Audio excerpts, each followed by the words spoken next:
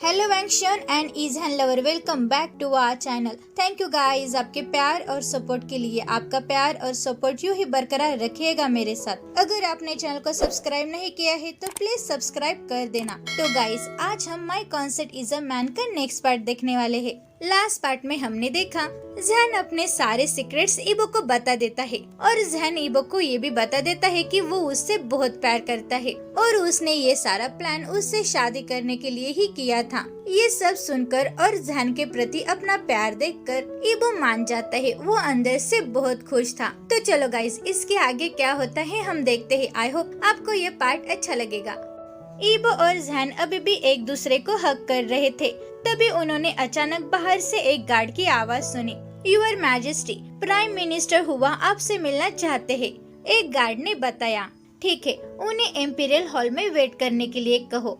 जहन ने ईबो के आंखों में देखते हुए कहा। जहन गग, क्या आपको अभी हॉल में नहीं जाना चाहिए? ईबो ने जहन से अपनी नजर हटाते हुए पूछा। लेकिन ईबो, मैं अभी जाना नहीं चाहता, जहन ने थपथपाते हुए कहा और अगले ही पल उसने शरारत भरी मुस्कुराहट के साथ एक कंबल को उनके दोनों बॉडी पर खींच लिया। जहन गग, तुम क्या कर रहे हो? ईबो ने हाँफते हुए कहा जब उसने महसूस किया कि एक कोल्ड हैंड उसके कपड़े के अंदर से उसके बॉडी को छू रहा है।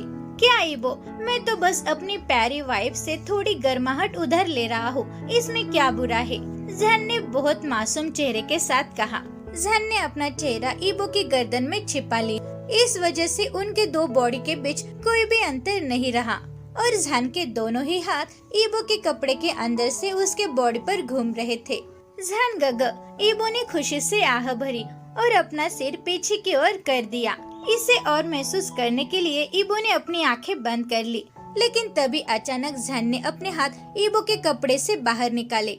जहन गग, टच को ना महसूस करते हुए ईबो जहन पर चिल्लाया। ईबो, हमारे पास बहुत ज्यादा टाइम है बाओबे, हम इसके बाद ये सब जारी रख सकते हैं। जहन ने ईबो के कान में फुसफुसाया, जिससे ईबो शर्मा गया। वैसे भी कौन चाहता है कि जारी रखने के लिए? ईबो ने जहन के सीने में अपना चेहरा छुपाते हुए कहा, जिससे जहन अपनी वाइफ के क्यूटनेस पर हंसने लगा। ठीक है बाओबे, मुझे अब जाना होगा, तुम प्लीज मेरा वेट करो, जहन ने धीरे से कहा और ईबो के माथे पर किस किया। ईबो ने सिर्फ अपना सिर हिलाया, उसका फेस अभी भी जहन के सीने पर है। जल्दी लौट आओ, मैं तुम्हारा वेट करूंगा, ईबो धीरे से फुसफुसाया। ईबो की बातें सुनकर जहन ने अपना सिर हिलाया। यूर हाइनेस, आपकी इच्छा मेरे लिए कमांड है, जहन ने शरारती स्माइल के साथ कहा और उसने ईबो के लिप्स पर एक छोटा सा किस किया। उसने आखिर बार अपनी प्यार भरी नजर के साथ अपने वाइफ को देखा और वो उठ खड़ा हुआ और कमरे से बाहर चला गया। ईबो अकेला ही जहन के बेडरूम में था। वाओ, तो जहन गग सच में मुझसे प्यार करते हैं? नहीं नहीं ईबो, उन्होंने कहा कि वो मुझसे प्यार करते हैं। मैं कितना बेवकूफ हूँ। वो सच में जहन गग मुझसे प्यार करता है। लास्ट लाइन पर ईबो जोर से चिल्लाया और ये सब सोचते हुए वो ड्रैगन बेड पर लेट गया। वो अपनी सभी फीलिंग्स को कंट्रोल नहीं कर पा रहा था। तो अभी मेरे पास एक रीजन है और यहाँ हमेशा के लिए रहना कोई भी बुरा ऑप्शन नहीं है, ईबो ने अपने मन में सोचा और मुस्कुराने लगा। इस दौरान जहन एम्पीरियल हॉल में गया और वो सीधे अपने ड्रैगन थ्रोन पर चला गया। रास्ते में हर कोई जहन को झुककर बोक कर रहा था। प्राइम मिनिस्टर हुआ, आपका यहाँ कैसे आना हुआ? जहन ने फॉर्मेलिटी पूरी करने के लिए पूछा। वो अपनी वॉइस में जलन को छुपाने की पूरी कोशिश कर रहा था। वो अपने प्यारी वाइफ के साथ एक अच्छा टाइम बिता रहा था। तभी प्राइम मिनिस्टर ने आकर उन्हें रोक दिया। ये उसके लिए बहुत गलत था। यूर मैजेस्टी, आपका ये नौकर यहाँ आपकी शादी की तैयारी के बारे में पूछने के लिए आया है, हुआ ने कहा। हुआ का सिर अभी भी झुका हुआ है। शादी? जहन ने उलझन से पूछा। यस यूर मैजेस्टी, क्या आपको 2 दिनों में मेरी बेटी के साथ अपनी शादी के बारे में याद नहीं है? हुआ ने पूछा। उसकी आवाज मायूसी से टपक रही थी। अब जहन को याद आ गया, उसने तो ये सब सिर्फ अपने ईबो को पाने के लिए किया था, लेकिन अब उसे ये झेलना पड़ेगा। ये बूढ़ी लोमड़ी सच में अपने बेटे को मुझसे शादी करा के ही मान लेगी, जहन ने अपने मन में सोचा। यस प्राइम मिनिस्टर, मुझे याद है, आप तैयारी शुरू कर सकते हैं। अगर आपके पास डिस्कशन करने के लिए और कुछ नहीं है तो मैं अभी जा रहा हूँ। जहन ने अपने थ्रोन से उठते हुए और सभी को पीछे छोड़ते हुए कहा, एक बार जब मेरी बेटी की शादी हो जाती है तो उसे एम्प्रेस बनने से और मुझे इम्पीरियल के हाईएस्ट ऑफिसर बनने से कोई भी नहीं रोक सकता। हुआ ने अपने मन में सोचा। जहन सीधे अपनी बेडरूम की ओर चला गया। उसने जो कुछ भी बीच में रोका था उसे स्टार्ट करने के लिए, लेकिन जब वो बेडरूम में गया तो उसने अपनी प्यारी वाइफ को नहीं देखा। जहन बाहर आया और उसने गार्ड से पूछा, यूर मैजेस्टी, फर्स्ट कॉन्सर्ट यहाँ आई थी और उन्होंने ही फोर्थ कॉन्सर्ट को अपने साथ ले गई। उस गार्ड ने जहन को झुकते हुए कहा। ईबो कहा है।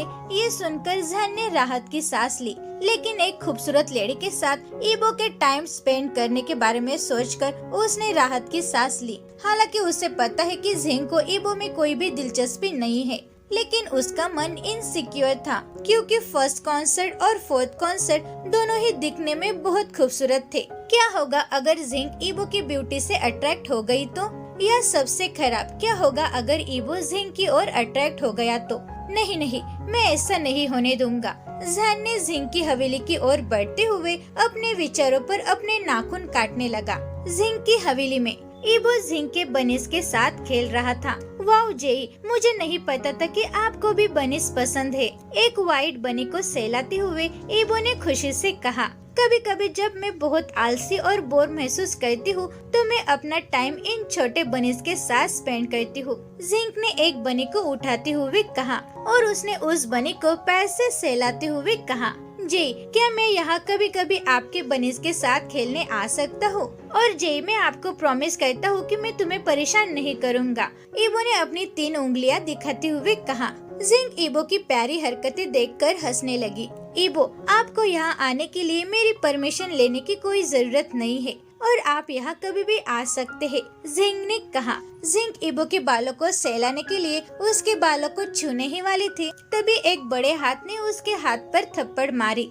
ईबो और जिंग दोनों ने भी ऊपर देखा। उन्होंने देखा कि जहन कोल्ड नजर से उनकी ओर देख रहा है। ईबो, मेरे साथ आओ, जहन ने अपने कोल्ड वॉइस में कहा। जहन की इस हरकतों को देखकर ईबो ने अपना मुंह बंद करने का फैसला किया और उसने जहन के ऑर्डर्स फॉलो करते हुए खड़ा हो गया। जहन ने ईबो की कमर को पकड़ लिया और उसे अपनी ओर खींच लिया। इस झटके से ईबो का सिर जहन के स्ट्रॉन्ग सीने पर टकरा गया। ईबो, यदि आप बनीज चाहते हैं तो कल सुबह आपके पैलेस में बहुत सारे बनीज होंगे, जहन ने ईबो को ब्राइडल स्टाइल में कैरी करते हुए कहा। और जिंग, जो उन दोनों को आश्चर्य से देख रही थी, ओ तो जहन अब अपने सिस्टर से ही जेलस हो रहा है, जिंग ने अपने मन में कहा और मुस्कुराने लगी।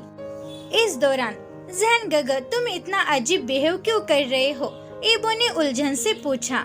जहन ने कुछ भी नहीं कहा, बस ईबो को अपने बेडरूम की ओर ले गया। जहन, गगर, मैं अपने आप चल सकता हूँ, ईबो ने कांपते हुए कहा, लेकिन उसे जहन से एक कोल्ड ग्लेयर मिली। जहन, गगर, ईबो जहन पर चिल्लाया, लेकिन फिर भी जहन ने कुछ नहीं कहा। अचानक ईबो के मन में एक थॉट आया। हस्बैंड, मुझे छोड़ो, ईबो ने कहा। और इस बार ईबो जहन की अटेंशन पाने के लिए सक्सेस रहा। जब जहन ने ईबो से ये सुना तो वो अपने ट्रैक पर रुक गया और जहन के कान भी रेड हो गए थे।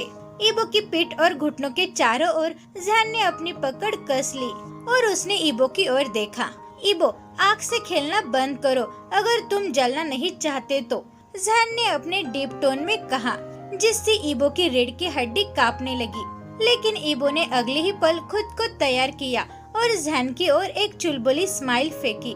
मुझे हमेशा आग से खेलना बहुत पसंद है हस्बैंड, ईबो जहन के कान में फुसफुसाया।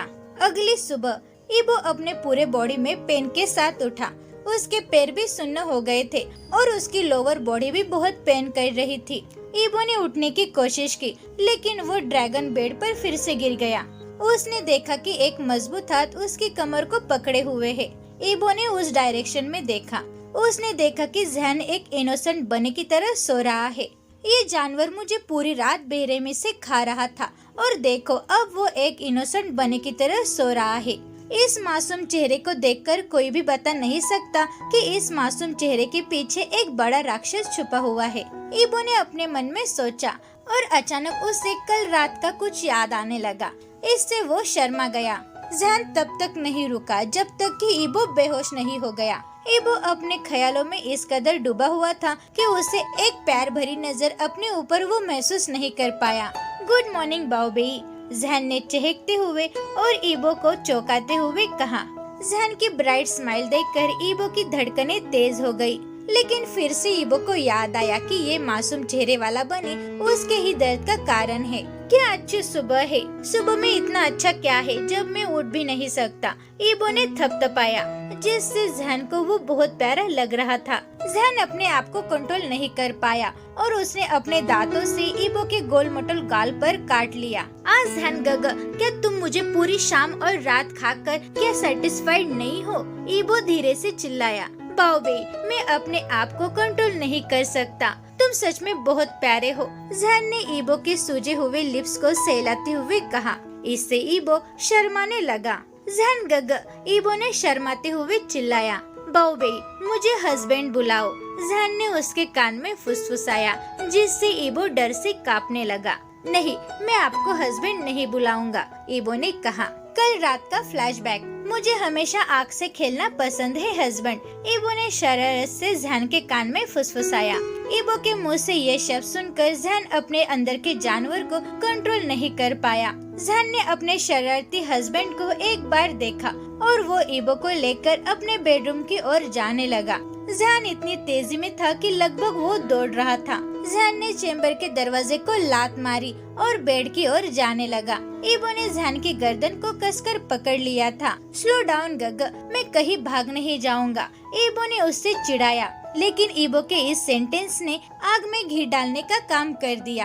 अगले ही पल ईबो ने जहन को बेड पर गिरा दिया, लेकिन इससे पहले कि ईबो शिकायत कर पाता, जहन उसके ऊपर आ गया और जहन ने अपने लिप्स से ईबो के लिप्स को लॉक किया। जहन ईबो के लिप्स को अपने बने तेज से बाइट करने लगा और सक करने लगा, जिससे ईबो के लिप्स रेड हो गए और सूज गए। जहन का एक हाथ पागलों की तरह ईबो के बॉडी पर घूम रहा था। उसने जल्द ही ईबो के कपड़े उतारने की कोशिश की। ईबो पहले तो किस से चौंक गया, लेकिन फिर ईबो जहन को फॉलो करते हुए रिटर्न किस करने लगा। कौन कहेगा एक एंशिएंट एम्परर इतना अच्छा किसर होगा, और उन बेवकूफ रिसर्चर को इसके बारे में कभी भी पता नहीं चलेगा। ईबो ने प्राउड से मुस्कुराते हुए कहा। उसे ऐसा लगा कि जैसे उसने एक बड़ी खोज की है। उन दोनों की किसिंग की आवाजें रूम में घूम रही थी। इसके बाद उनकी एवरीडे मीन्स एवरीडे वाली एक्टिविटी होती है।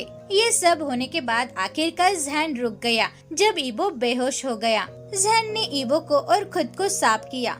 उसके बाद उसने ब्लैंकेट चेंज कर दी। ये सब करने के बाद वो अपने प्यारी वाइफ के पास आकर लेट गया। मैंने कहा था बाओबेई, आँख से मत खेलो। सोने से पहले, अपने सपनों की दुनिया में जाने से पहले जहन ने कहा। यहाँ फ्लैशबैक का एंड होता है। जहन गगा, मैं तुम्हें फिर से कभी भी हस्बैंड नहीं कहूँगा, ईबो ने डर के साथ कह दिया। लेकिन बाओबेई, मैं तुम्हारा हस्बैंड हूँ, तो तुम मुझे हस्बैंड क्यों नहीं बुलाओगे? जहन ने अपनी पसंदीदा कैंडी के लिए रोने वाले बच्चे की तरह रोया। जहन को इस तरह देखकर कोई भी नहीं कह सकता कि ये शाओ डायनेस्टी का अलमाइटी एम्परर है। जहन गगा, अगर मैंने ये आपसे कहा तो आप मुझे फिर से खा जाएंगे। मैं ये फिर से नहीं कहूँगा क्योंकि मैं नहीं चाहता कि तुम मुझे खा जाओ, ईबो ने कहा। हालांकि जहन ईबो के ऊपर मंडराते हुए और जहन ने ईबो को चौंकाते हुए डेविल स्माइल करते हुए देखा। लेकिन बाओबेई, आप मुझे हस्बैंड कहो या ना कहो, लेकिन ये बात तो तय है कि मैं हमेशा रात को आपको खाऊंगा,